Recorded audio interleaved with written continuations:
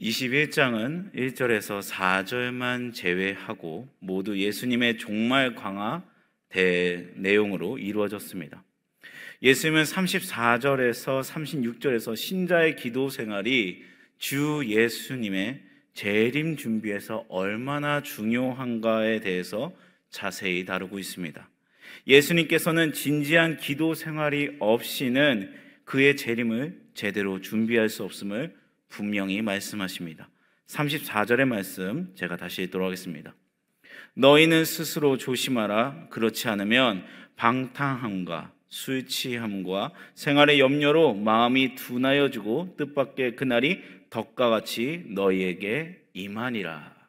여기서 너희는 스스로 조심하라라는 의미는 기본적으로 힘써 자기 자신을 지키라는 뜻입니다. 이것은 자기 자신을 지키기 위해서 각별한 신경과 노력을 기울여야 함을 말하고 있습니다. 특별한 신경을 기울여 자기 자신을 지키지 아니하면 마음의 영적인 감각이 둔하여지는 것을 막을 길이 없습니다. 여기서 너희는 스스로 조심하라. 그렇지 않으면 이라고 되어 있는데, 그렇지 않으면은 자기 자신을 지키는데 실패하면 이라는 뜻입니다. 마음의 영적인 감각이 둔하여지면 결국 주의 재림의 날이 그들에게 덕과 같이 임하게 될 것이라는 것입니다. 주 예수님의 재림이 그들에게 심판의 엄청난 해를 가져오고 말 것이라는 것입니다. 힘써 자기 자신을 지킨 일에 실패할 때 어떠한 일이 일어납니까? 34절을 보시면 둔하여진다고 말하고 있습니다. 둔하다는 마음이 무거워진다는 것을 말합니다. 무거운 짐을 지면 어깨가 처지는 것처럼 마음이 둔하여져서, 영적인 감각이 둔하여져서 무거워 짓눌릴 때 그것들의 지배를 받게 된다는 것입니다. 진지한 기도 생활로 자신을 지키지 못하는 신자의 마음, 영적인 감각은 육신의 욕망 쪽으로 기울어지게 되는 것입니다. 왜냐하면 이것들이 찍어 누르기 때문이죠. 34절을 보면 마음과 영적인 감각은 사람들의 삶에서 세 가지 방식으로 둔하여집니다. 이 셋은 방탕함과 술 취함과 생활, 이생의 염려입니다. 첫 번째 방탕함은 도덕적인 억제가 완전히 결여된 행동을 가리킵니다. 이것은 과도하게 술에 취한 결과이죠. 술에 취한 사람이 술기운에 완전히 사로잡혀서 이성을 잃은 말과 행동을 하는 것과 같습니다. 두 번째 언급된 술 취함은 술에 취하는 행위 자체를 가리킵니다. 그러므로 방탕함과 술 취함의 관계는 결과와 원인인 거예요. 술을 많이 마셔서, 술을 너무 취해서 방탕함의 결과가 나타난 거죠. 결과와 원인의 관계입니다. 셋째 항목인 생활의 염려는 이생의 염려들이에요. 헬라어 문구는 이 세상살이와 관련된 내용에 대한 염려와 걱정을 말하고 있습니다. 이것은 예수님께서 상상수훈에서 지적하신 것과 같이 무엇을 먹을까, 무엇을 마실까, 무엇을 입을까 등에 대한 각종 세상 걱정을 말합니다. 세상의 염려는 앞에 두 가지 방탕함과 술 취함과 서로 별개의 것이 아니라 긴밀하게 연결된 하나이죠. 생활의 염려는, 이생의 염려는 술 취함과 술 취함의 내용이기 때문입니다. 하나님을 모르고 예수님을 믿는 사람들, 믿지 않는 사람들은 본질적으로 세상적인 염려에 사로잡혀 삽니다. 예수님을 믿지 않으면 세상의 염려에 갇히게 돼요. 그들은 먹을 것, 마실 것, 입을 것을 추구하며 이를 위해 인생을 투자합니다. 이것이 그들의 인생 목적인 거죠.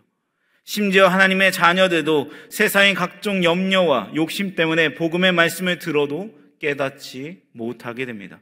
이것은 순전히 불신자들의 생활 방식이요 생의 목적인 거죠. 예수님께서는 하나님의 자녀들은 하나님 아버지의 나라와 그의 의를 추구해야 한다고 말씀하셨습니다. 신자들의 생애의 궁극적인 목적은 하나님 나라를 사모하고 그 나라의 도래를 위하여 힘쓰고 애쓰며 자신의 인격과 행동 속에서 하나님의 뜻을 이루는 것입니다.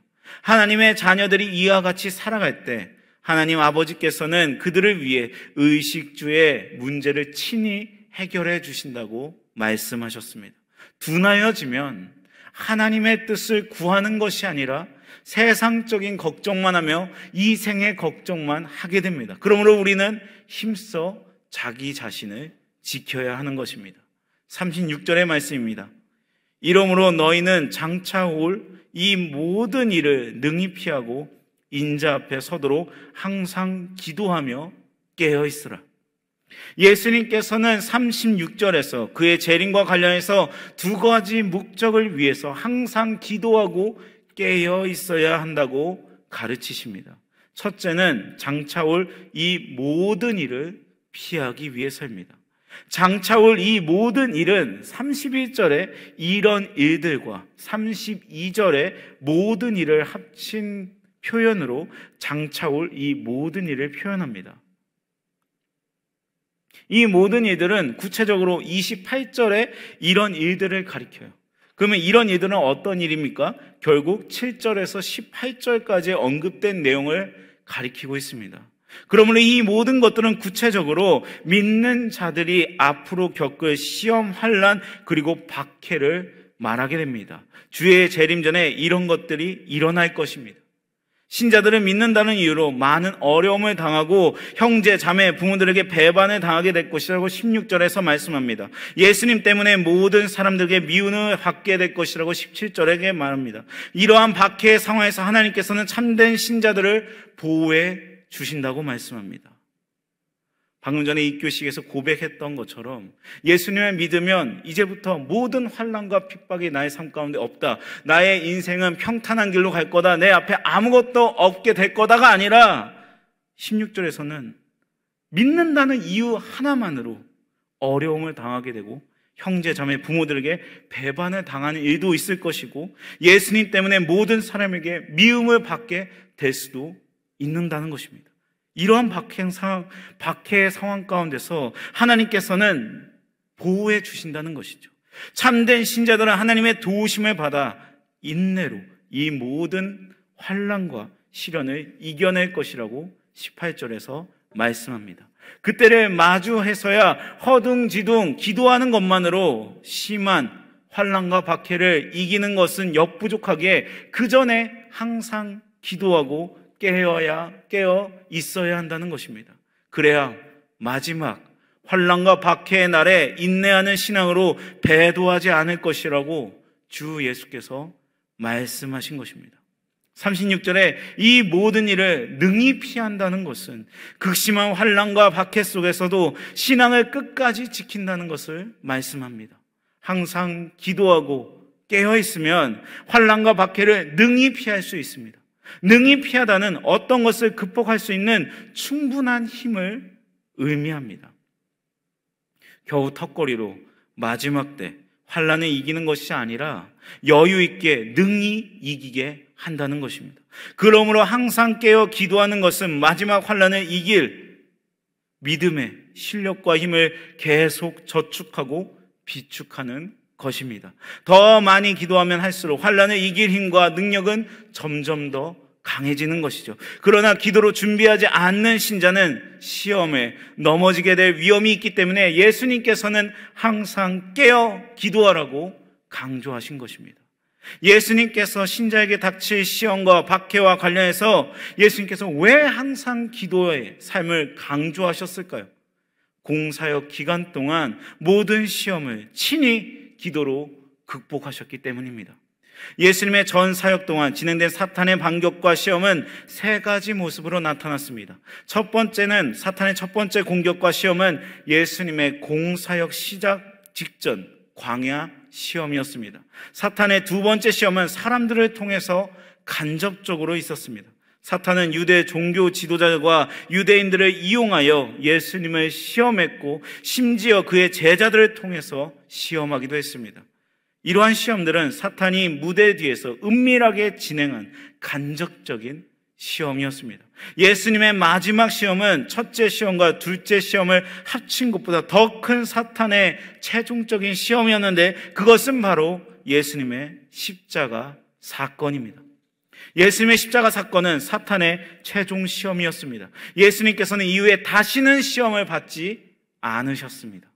예수님께서는 사탄의 엄청난 시험과 박해와 유혹을 다른 것이 아니라 기도로 이기셨습니다.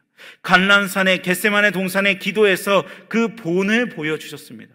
예수님은 십자가의 순환 사건과 관련하여 사탄의 교묘한 시험을 아주 당당하고 지혜롭게 감당하였고, 이 시험을 하나님의 택한 백성의 구원을 최종적으로 성취하는 중대한 사건으로 사용하셨습니다.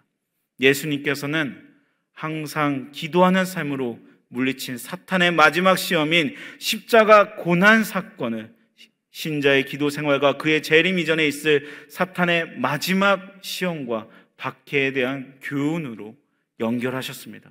누가복음은 이 부분을 아주 잘 부각시켰습니다. 예수님께서는 체포되기 전날 감난산에서 절박한 기도를 하시면서 제자들에게 기도를 부탁하셨습니다. 마태와 마가는 각각의 복음서에서 예수님께서 감람산에서 세 차례나 동일한 기도를 하신 것을 언급하면서 제자들에게 기도하라는 말씀을 한 번만 한 것처럼 기록하고 있습니다.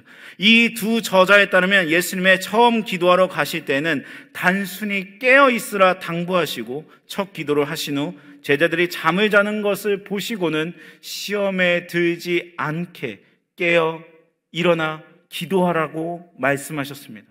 반면 누가의 관점은 다릅니다. 누가는 예수님께서 제자들에게 유혹에 빠지지 않게, 시험에 빠지지 않게 기도하라고 2번이나 말씀하셨음을 강조하고 있습니다. 그러면서 그 2번의 기도 당부 사이에서 예수님의 간절하고 절박한 기도를 상세하게 기록합니다. 제자들을 향한 2번의 기도 당부 사이에 예수님의 기도 배치한 것은 기도가 사탄의 시험을 이기는 방법임을 강조하고 있는 것입니다. 기도하신 예수님은 사탄의 시험을 이겼으나 기도하는데 실패한 제자들은 사탄의 시험을 이기지 못하였습니다. 성경은 제자들이 기도하지 않는 결과로 사탄의 시험에 빠졌음을 보여주고 있습니다. 만일 제자들이 겟세마네 동산에서 예수님의 말씀처럼 깨어 기도했었다면 예수님을 버리고 떠나가는 비겁한 행동을 하지 않았을 것입니다. 제자들은 사탄의 시험에 빠진 후에 믿음으로 회복될 수 있는 기회가 있었지만 주의 재림날에는 이러한 기회가 없습니다. 예수님의 재림으로 세상의 모든 것이 끝날 것이기 때문입니다. 오늘 본문은 주의 재림의 날이 덕과 같이 임할 것이고 이 날은 온 땅에 거하는 모든 사람에게 임한다고 35절에서 말씀하고 있습니다. 또한 27절에서 이 날은 인자, 예수님의 권능과 큰 영광을 가지고 구름 타고 임하는 재림의 날이라고 말씀합니다. 왜 항상 기도하는 삶이 주 예수님의 재림 준비에 중요합니까? 항상 깨어 기도할 때만 우리의 마음이 세 가지 욕망으로 무거워지는 위험에서 피할 수 있기 때문입니다. 깨어 항상 기도하지 아니할 때 방탕함, 술 취함, 이 세상의 염려가 신자의 마음을 더 지배하게 됩니다. 또한 환난과 핍박 가운데 그 모든 것을 능히 이길 수 있는 능력이 기도밖에 없기 때문입니다. 우리가 기도하지 아니하면 그때 마음의 영적인 감각이 기능이 둔해지고 무감각하게 되어 영적으로 졸며 잠을 자게 됩니다. 결국 깨어 역동적인 활동을 해야 할 새 사람은 잠자게 되고 죄악된 옛 사람의 욕망에 판을 치게 됩니다. 새 사람이 아니라 옛 사람으로 다시 살아가게 되는 거죠. 우리는 기도로 나아가지 아니하면 온전한 삶을 살아갈 수 없는 것입니다. 계속 기도할 때 우리는 세 가지 위협, 곧 방탕함과 술 취함과 생활의 염려로부터 점점 더 벗어나게 됩니다. 그뿐 아니라 세 가지 위험과 반대되는 세 가지 영적인 복을 누릴 수가 있게 돼요. 우리가 그것을 피하고 끝나는 것이 아니라 반대의 영적인 복을 누릴 수 있게 되는 것입니다. 깨어 기도를 계속할 때 우리의 마음이 성령님의 지배와 인도를 받기 때문에 방탕함과 술 취함과 의식주의 각종 염려로부터 점점 벗어나게 됩니다. 우리가 깨어 기도할 때 이 색과 반대되는 것이 우리의 마음과 생활을 지배하게 되는데, 방탕함 대신에 성령의 지배를 받는 삶, 술 취함 대신에 성령의 충만함, 그리고 이 세상 각종 염려 대신에 하나님의 주권적인 말씀이 자리를 차지하게 되는 것입니다. 다시 말하면 성령의 인도를 받는 삶, 성령의 계속적인 충만함, 그리고 하나님의 말씀입니다. 방탕함과 술 취함과 세상의 염려와 마찬가지로 이 셋의 관계도 결과와 원인과 내용의 관계인 것이죠. 계속적인 성령 충만의 결과는 성령의 지배와 인도를 받고 성령의 소욕에 따라 신자의 삶을 살게 되는 것이죠. 계속적인 성령 충만의 핵심 내용은 그리스도의 말씀으로 계속 충만해지는 것입니다. 성령의 계속적인 충만함은 말씀의 충만을 떼어놓고 생각할 수 없는 것이죠. 항상 깨어 기도하는 것은 이 세 가지 복으로 우리의 마음을 가득 채우게 됩니다. 그러므로 신자가 항상 깨어 기도할 때 비로소 그리스도의 말씀에 충만하고 성령에 충만해서 성령의 인도함을 받아 성령의 소욕을 성취하는 새 사람과 성령의 사람으로 살아가게 되는 것입니다. 이렇게 깨어있는 기도는 세 가지 영적의 복을 누리는 신자는 주 예수의 재림의 날에 심판의 해를 받지 않게 될 것입니다. 깨어있는 기도의 삶은 주님의 재림날에 구원의 최종적인 복을 받기 위해 절대적으로 필요합니다. 주의 재림의 목적은 최종적인 구원의 복을 주기 위함입니다.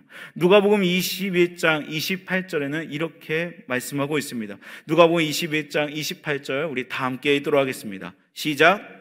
이런 일이 되기를 시작하거든 일어나 머리를 들라 너희 속량이 가까웠느니라 하시더라.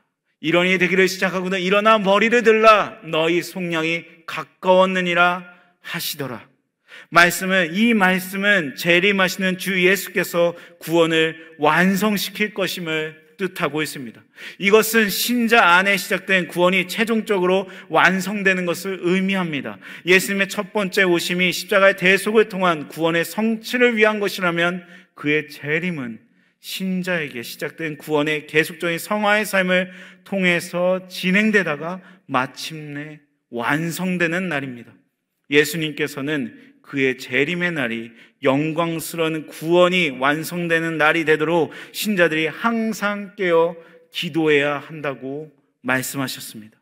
또한 신자는 주님이 재림 이전에 있을 환난, 시험 그리고 박해를 능히 이길 힘을 기르고 저축하기 위해서 항상 기도해야 한다고 말씀합니다. 또한 환난과 박해 속에서도 주님을 배반하지 않고 신앙을 지킨 승리한 성도로 인자 예수님 앞에 서기 위해서 항상 기도해야 한다고 말씀합니다. 이렇게 우리가 인자 앞에 설 때 재림하는 주 예수님께서 구원 완성의 최종적인 복을 받게 될 것입니다.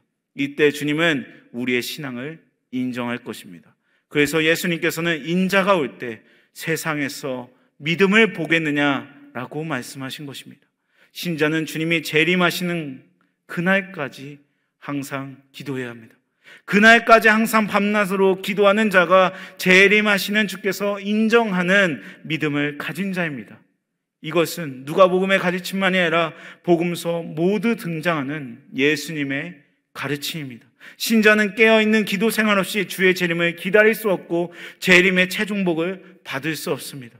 주의 재림날에는 어느 누구도 다른 사람들이 그를 위해서 기도한 것으로 주님 앞에 설 수 없습니다. 오직 각자 자기 자신의 지속적인 인내의 기도, 항상 깨어있는 기도만으로 재림하는 주님 앞에 인정받는 자로 설 수 있습니다. 재림의 날까지 깨어 기도하여 성령의 인도를 받는 삶, 성령의 계속적인 충만함, 그리고 하나님의 말씀으로 살아가고 주님의 재림 이전에 있을 환난, 시험, 박해 능히 이기는 우리가 되길 소망합니다. 왜 항상 깨어 기도해야 합니까? 우리는 기도밖에 할 수 없기 때문입니다. 이 모든 시험, 세 가지 방탕함과 술 취함과 세상의 염려들 우리가 아무리 발버둥 쳐도 그것을 이길 수 없습니다. 하지만 기도할 때, 우리가 기도하고 나갈 때, 항상 깨어서 기도하고 나갈 때 능히 이길 수 있는, 능히 그 모든 것을 떨치고 오히려 성령에 충만하여 성령에 이끌리어 성령이 주시는 마음에 따라 깨닫고 그 말씀에 순종하고 증인으로 살아가는 삶을 살아갈 수 있는 것입니다. 어떤 상황 가운데 있을지라도 그 환난이 마음속에 있는 환난이 될 수도 있고, 외부적인 환경, 재정적인 어려움, 사람마다 다른 그 환난 가운데서도 우리가 기도의 자리로 나아가 항상 기도하고 깨어 있어서 예수님의 오직 유일한 소망이신 예수 그리스도를 붙잡고 나아가는 우리가 되길 소망합니다. 이 시간 같이 찬양 부르실 텐데, 원하고 바라고 기도합니다입니다. 이 세상을 살아가는 동안에 나의 힘으로 나아가는 것이 아니라 기도하고 낙심하지 말 것은 예수 그리스도만이 우리의 참 소망이 되시기 때문입니다. 원하고 바라고 기도합니다. 같이 찬양하겠습니다.